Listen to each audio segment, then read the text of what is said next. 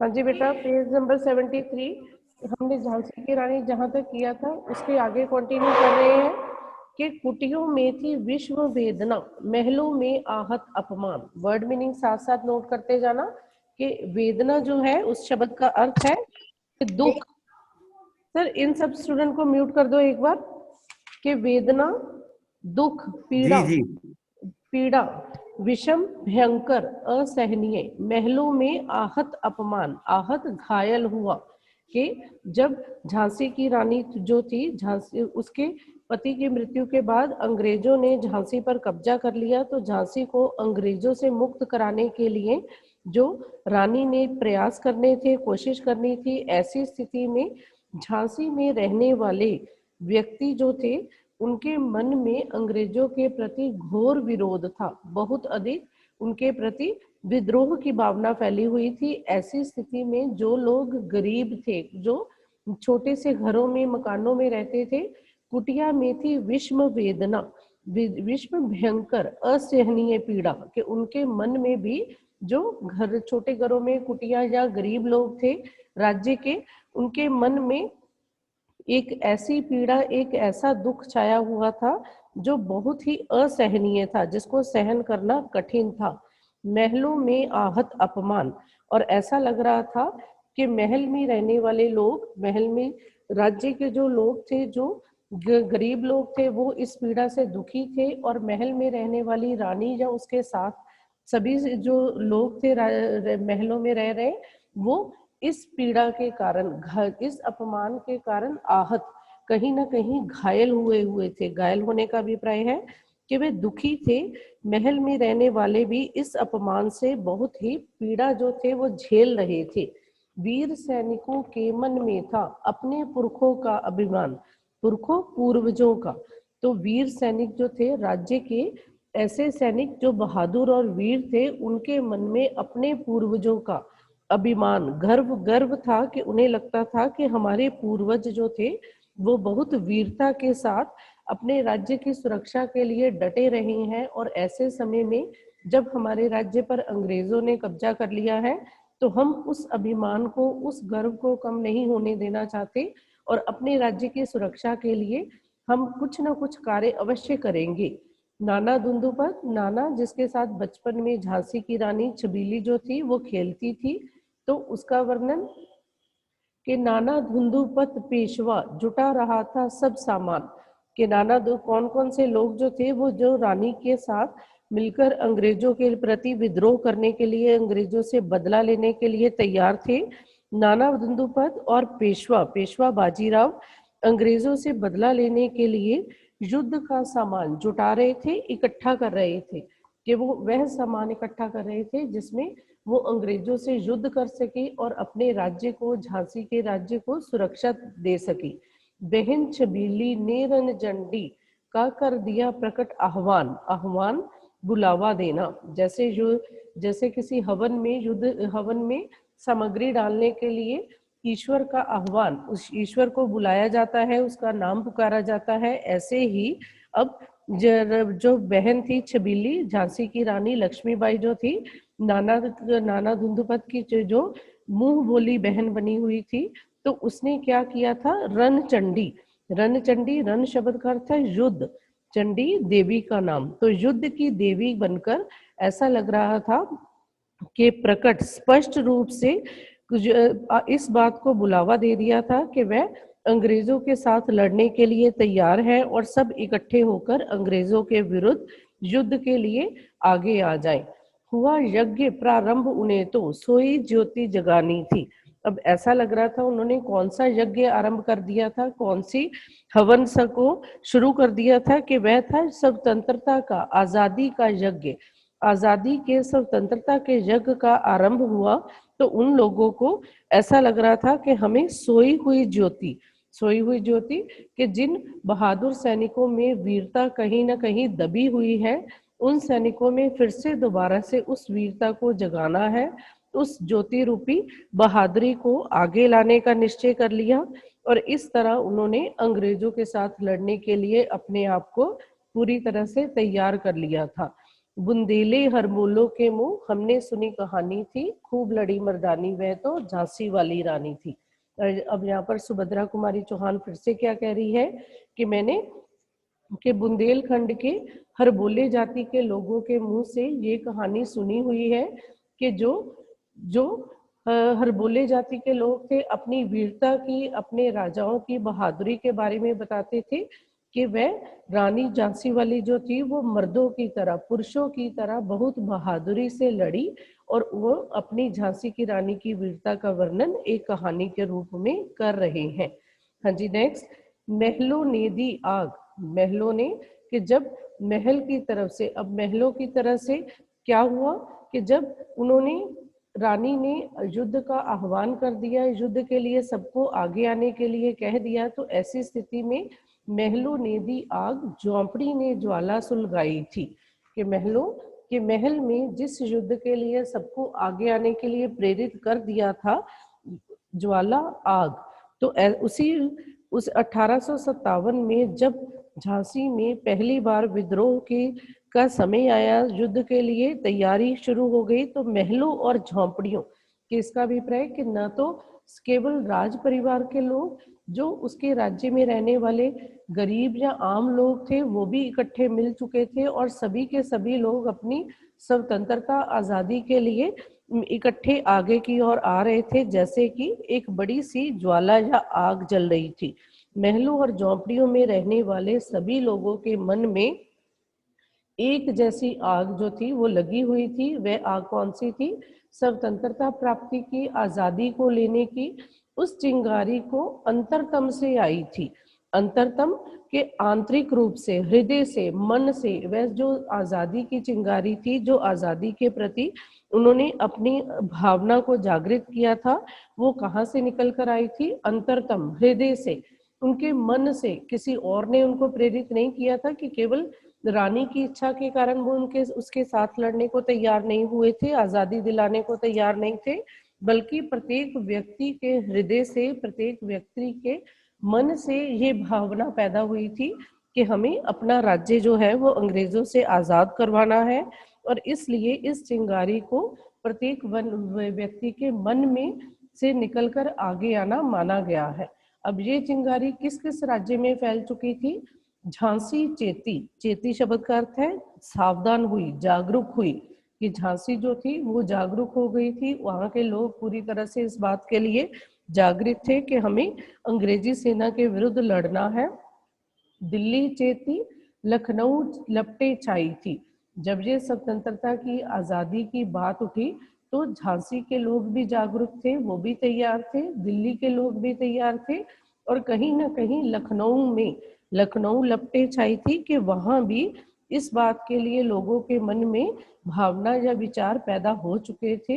मेरठ, कानपुर, पटना ने भी भारी धूम मचाई थी कि उधर मेरठ, कानपुर और पटना में भी देश को, अपने देश में से अंग्रेजों को भगाने के लिए, अपने देश को अंग्रेजों से आजाद कराने के लिए कई तरह के प्रयत्न जो थे वो शुरू हो चुके थे। अब इस पैराग्राफ में ये बताया गया है कि केवल झांसी में ही नहीं, अन्य राज्यों में भी अपने देश की स्वतंत्रता के लिए कदम जो थे वो आगे बढ़ रहे थे। झांसी, दिल्ली, लखनऊ, मेरठ और कानपुर, पटना के बाद जबलपुर, कोल्हापुर में भी कुछ हलचल उकसानी थी। उकसानी, बढ़ावा देना, प्रेरित करना, उनको आगे के लिए आने के लिए कुछ न कुछ बढ़ावा देना, या उनको आगे आने के लिए अपनी तरफ से तैयार करना। अब कि कौन से राज्य और शेष थे जिनमें इस हलचल को और अधिक उकसाना था, हलचल को धीरे धीरे और अधिक बढ़ाना था? हलचल कौन सी? कि महलों में महल की तरफ से जो हलचल निकली थी कि देश की आजादी की, वो धीरे धीरे पूरे राज्य और धीरे धीरे अन्य राज्यों में भी फैल चुकी थी। जबलपुर, कोल्हापुर में भी अब देश की आजादी के लिए धीरे धीरे कुछ न कुछ तैयारी चल रही थी। इसके बाद कवित्री सुभद्रा कुमारी चौहान फिर से वही कह रही है कि बुंदेले हरबोलों के मुंह, बुंदेलखंड के हरबोले जाति के लोगों के मुख से हमने ये कहानी सुनी है कि खूब लड़ी मर्दानी वह तो झांसी वाली रानी थी, जो पुरुषों की तरह, मर्दों की तरह बहादुरी से लड़ी, वीरता से लड़ी, वह झांसी की रानी लक्ष्मीबाई थी। अब पेज नंबर 74 कि अब इस स्वतंत्रता महायज्ञ के स्वतंत्रता के इस आंदोलन को महायज्ञ का नाम दिया गया है, जिसमें सिर्फ झांसी ही नहीं अन्य राज्यों के लोग जो थे वो भी शामिल थे। अब इस स्वतंत्रता महायज्ञ में कई वीरवर आए काम, वीरवर बहादुर योद्धा, वीर बहादुर वर, ऐसे वर ऐसे योद्धा जो बहुत बहादुर और वीर थे, काम आना कि युद्ध में मारे जाना, वीर गति को प्राप्त हो जाना।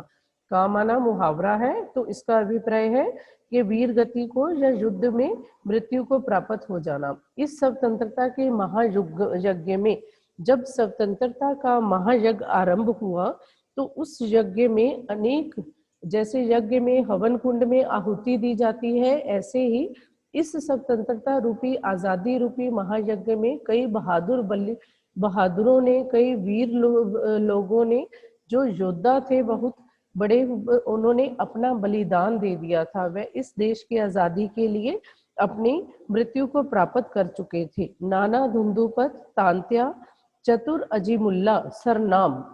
अब यहाँ पर उन अनेक वीरों के, उन बहादुरों के नाम दिए गए हैं जो इस आजादी को प्राप्त करने के लिए शहीद हो चुके थे, मारे जा चुके थे।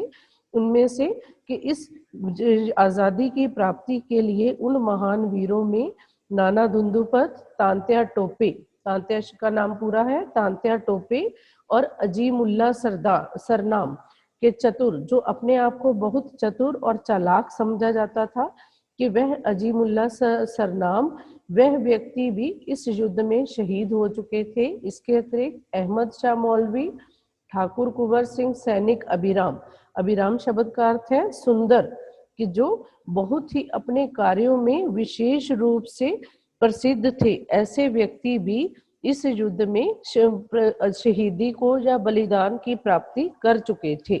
भारत के इतिहास गगन में अमर रहेंगे जिनके नाम, कि इन देशभक्तों को, इन बलिदान देने वाले व्यक्तियों को हमारे भारतीय संविधान में, कि हमारे भारतीय के इस संग्राम में विशेष योगदान देने के कारण इतिहास में, कि भारत के इतिहास के आकाश में इनका नाम सदा अमर रहेगा। इतिहास गगन, के भारत का जो इतिहास है, स्वतंत्रता का जब नाम लिया जाएगा तो उस इतिहास का नाम लेते वक्त इन लोगों के नाम जो हैं उस आकाश में सदा के लिए अमर रहेंगे, कि जिन्होंने देशभक्ति के लिए, अपने देश के प्रति प्रेम के लिए पहले स्वतंत्रता संग्राम में अपना बलिदान दे दिया था। लेकिन आज जुर्म कहलाती उनकी जो कुर्बानी थी। अब आज यहाँ पर किसको कहा गया है कि उस वर्तमान समय में जब अंग्रेज जो थे भारत को अपना गुलाम बनाए हुए थे और स्वतंत्रता की प्राप्ति के लिए ये वीर योद्धा जो थे शहीद हो गए थे, तो अंग्रेजों ने इन देशभक्तों के बलिदान को क्या कहा, जुर्म, अपराध के दोष। उन्होंने अपने राज्य में अपने देश को गुलामी के समय में इन वीर बहादुर सैनिकों की शहीदी को एक जो अपराध या दोष का नाम दिया। अंग्रेजों ने इन देशभक्तों के बलिदान को गद्दारी कहा। उनकी उस कुर्बानी को उन्होंने जिस कुर्बानी या जिस मृत्यु को प्राप्त करके अपने देश की आजादी के लिए अपना बलिदान दे दिया था, उन देशभक्तों के विरुद्ध अंग्रेजों ने आवाज उठाई थी। और ये बात बुंदेलखंड के हर बोले जाति के लोगों के मुंह से कवित्री सुभद्रा कुमारी चौहान जो है वो बता रही है कि हमने ये कहानी सुनी थी कि झांसी की रानी बहुत बहादुरी के समान, मर्दों के समान अपने देश की रक्षा के लिए लड़ती रही थी।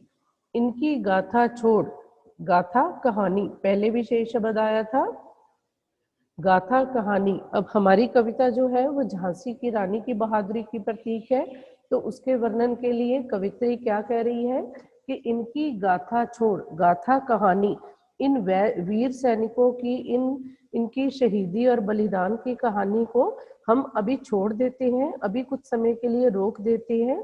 हम चले हम झांसी के मैदानों में, कि हम जिस झांसी की रानी के बारे में बात कर रहे हैं हम उसका वर्णन करने के लिए झांसी राज्य के मैदान की तरफ चलते हैं, जहां उस रानी की वीरता, जहां उस रानी की बहादुरी के दृश्य जो है मैदान में देखने को मिल रहे हैं। जहां खड़ी है लक्ष्मी बाई मर्द बनी मर्दानों में, कि मर्द आदमी। अब जहां लक्ष्मी बाई, जिसकी बहादुरी के बारे में कहा गया है कि वह पुरुषों की तरह, आदमियों की तरह बहादुर थी, उस लक्ष्मीबाई ने पुरुषों की भांति, अब मर्द बनी मर्दानों में शब्द का अर्थ है कि उसका पहरावा जो था वो युद्ध में जब जाती है अंग्रेजों के खिलाफ लड़ने के लिए, तो उसके वस्त्र जो है वो भी पुरुषों के समान है। उसने वीर बहादुर पुरुषों के समान अपना वेश जो है वो धारण कर रखा है। तो लक्ष्मीबाई जो है उस राज्य को, झांसी के राज्य को बचाने के लिए युद्ध के मैदान में ऐसा लग रहा था कि पुरुषों से लड़ने के लिए, आदमियों से लड़ने के लिए स्वयं भी उस वीर बहादुर आदमियों के वेश को धारण कर चुकी थी। लेफ्टिनेंट वॉकर आ पहुंचा, आगे बढ़ा जवानों में। अब उससे अंग्रेजी सेना में लड़ने के लिए सबसे आगे कौन आया? उस अंग्रेजी सेना का लेफ्टिनेंट जो था वॉकर, वो झांसी पर हमला करने के लिए सबसे पहले आगे आ चुका था। रानी ने तलवार खींच ली, हुआ द्वंद्व आसमानों में, के द्वंद्व दो योद्धाओं में सीधा सीधा युद्ध। जब लेफ्टिनेंट वॉकर जो था वो आगे आ गया, अपने जवान, अपने सैनिकों में सबसे आगे आकर रानी के साथ लड़ने के लिए सबसे आगे की तरफ बढ़ चुका था, तो उस समय रानी ने भी अपनी तलवार को खींचा और लड़ने के लिए तैयार हो गई। और ऐसा लग रहा था कि दोनों का युद्ध जो था, कि दोनों में इतना भयंकर युद्ध हुआ। अब उस दृश्य का वर्णन किया जा रहा है जिसमें रानी के साथ अंग्रेजी सेना का लेफ्टिनेंट जो है वो तलवार के साथ आक्रमण करते हुए लड़ रहा है। तो उनके उस भयंकर युद्ध में पूरा आकाश जो था हुआ द्वंद्व आसमानों में। आसमान के आकाश में ऐसा लग रहा था कि उनके युद्ध के कारण पूरा आकाश धूल से ढक चुका है। द्वंद्व, दो योद्धाओं का आमने सामने लड़ना, तो उससे पूरे आसमान में ऐसे लग रहा था कि उस धूल के कारण पूरा आसमान अपने आप को ढक चुका था। जख्मी होकर वॉकर भागा, उसे अजब हैरानी थी। अब उसी समय में जब लेफ्टिनेंट वॉकर जो था रानी के साथ लड़ने के लिए आगे बढ़ा और रानी ने अपनी तलवार से उसके साथ सीधा सीधा युद्ध किया, तो उसका वह युद्ध इतना भयंकर था, इतना अधिक भीषण युद्ध था कि उसके कारण अंग्रेज सेनापति जो था वो घायल होकर, वॉकर जो था वो घायल हो गया और रानी की तलवारों के वार से, और उसे वीरता को, उसे रानी की बहादुरी को देखकर अजब हैरानी, अजब कि एक अनोखी हैरानी हो रही थी कि एक औरत, एक महिला जो है वो भी इतनी बहादुरी और वीरता के साथ किसी पुरुष को घायल करके उसे आश्चर्यचकित कर रही थी, कि उसने उस बहादुरी को देखा और वह पूरी तरह हैरान हो गया और उस युद्ध से भाग गया। जख्मी होकर वॉकर भागा, कि वो उस युद्ध को छोड़कर, उस मैदान को छोड़कर जा चुका था, भाग चुका था, क्योंकि वह रानी की बहादुरी को देखकर हैरान था। बुंदेले हरबोलों के मुंह, बुंदेलखंड के हरबोले जाति के लोगों के मुंह से अब सुभद्रा कुमारी को चौहान हमें बता रही है कि मैंने ये कहानी सुनी है कि मर्दों की तरह, पुरुषों की तरह लड़ने वाली वह बहादुर रानी जो थी वो झांसी की रानी थी।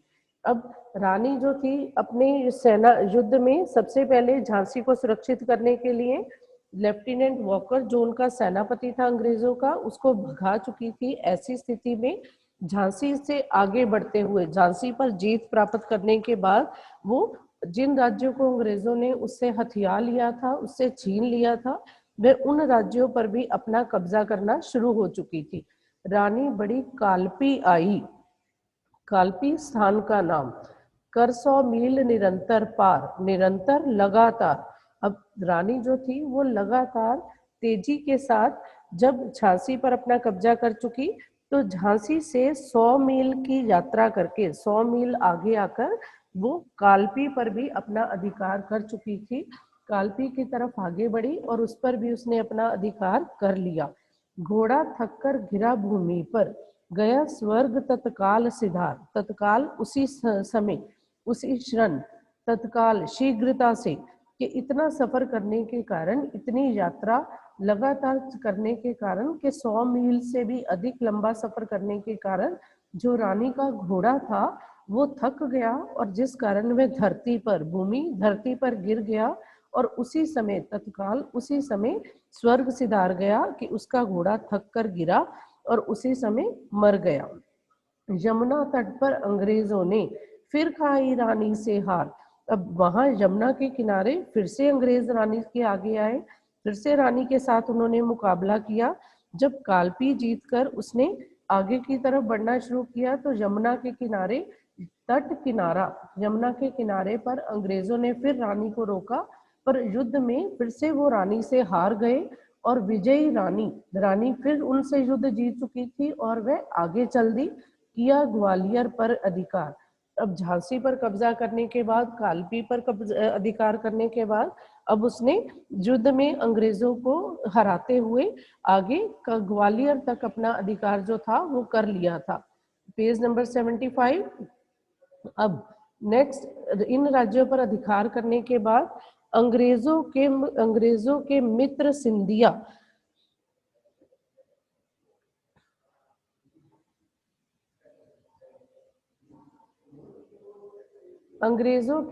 सिंधिया ने छोड़ी राजधानी थी। अब जब रानी ने ग्वालियर पर अधिकार कर लिया तो उस समय ग्वालियर का जो राजा था वो सिंधिया, वो अंग्रेजों का मित्र था, अंग्रेजों का दोस्त बन चुका था।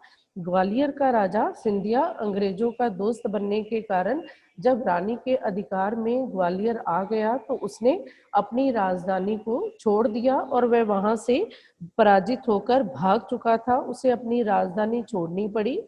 बुंदेलखंड के हरबोले जाति के मुख से हमने ये कहानी सुनी है कि रानी की बहादुरी, रानी जो थी वो अपनी वीरता के साथ युद्ध में मर्दों की तरह आगे बढ़ रही थी। इस पैराग्राफ में रानी लक्ष्मीबाई की बहादुरी और अंग्रेजों का उसके सामने न टिक पाना, हार मान लेना, ये और साथ साथ राज्यों पर कब्जा करते हुए आगे बढ़ते जाना, इस बात का वर्णन किया गया है। अब जब रानी आगे की तरफ बढ़ रही थी तो विजय मिली। जब रानी को अब ग्वालियर पर, कालपी पर, झांसी पर विजय प्राप्त हो चुकी थी तो ऐसी स्थिति में कि फिर उसके बाद